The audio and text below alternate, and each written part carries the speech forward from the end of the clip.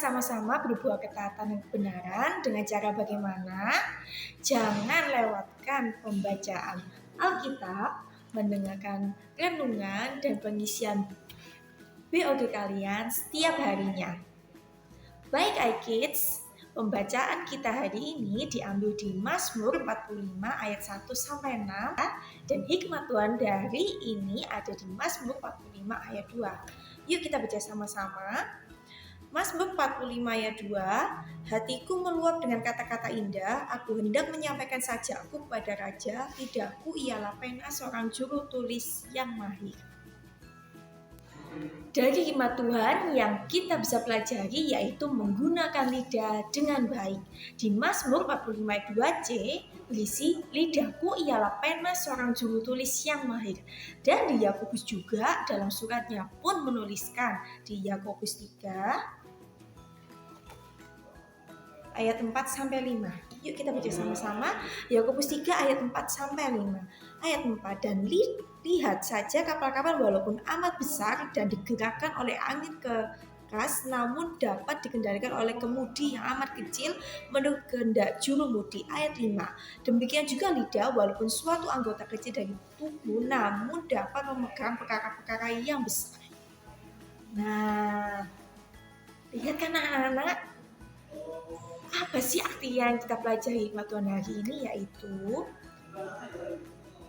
artinya anak-anak bahwa kehidupan kita sesungguhnya dikendalikan oleh lidah kita sendiri.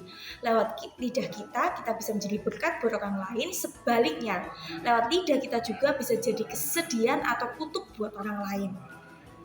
Contohnya, hal-hal yang pernah anak-anak alami saat anak-anak marah dengan teman atau orang lain. Akhirnya adanya perselisihan, permusuhan, dan akibat dari kesalahan kita tidak bisa mengendalikan lidah kita adalah masalah kecil bisa menjadi besar. Dari ucapan kita menggunakan kata-kata kasar seperti temanku, kamu tuh bodoh, dan masih banyak hal lagi kata-kata negatif lainnya. Nah, Tante ada 2 cara yang bisa kita pelajari sama-sama agar kita bisa menggunakan lidah kita dengan bijaksana.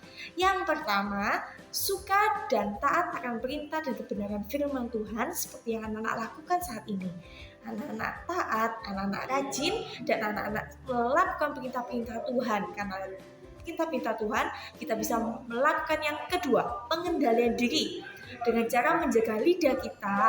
Caranya gimana, Tante? Lidah dan mulut kita digunakan untuk memuji Tuhan, berkata-kata positif seperti memberi semangat, menasihati dengan kasih, dan masih banyak lagi.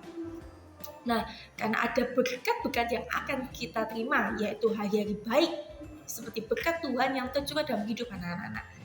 Yuk kita baca sama-sama sebagai ayat penutup di 1 Petrus 3 ayat 10. Kita baca sama-sama 1 Petrus 3 ayat 10. Siapa yang mau mencintai hidup dan mau melihat hari-hari baik, ia harus menjaga lidahnya terhadap yang jahat dan bibirnya terhadap ucapan-ucapan yang menipu. Nah, yuk iKids, kita sama-sama belajar. Tante juga belajar, iKids pun juga belajar bagaimana kita bisa menggunakan lidah dan bibir kita dengan baik. Dan lewat kehidupan kita nama Tuhan dipermuliakan. Oke, sekian renungan pada hari ini. Terima kasih dan Tuhan Yesus memberkati.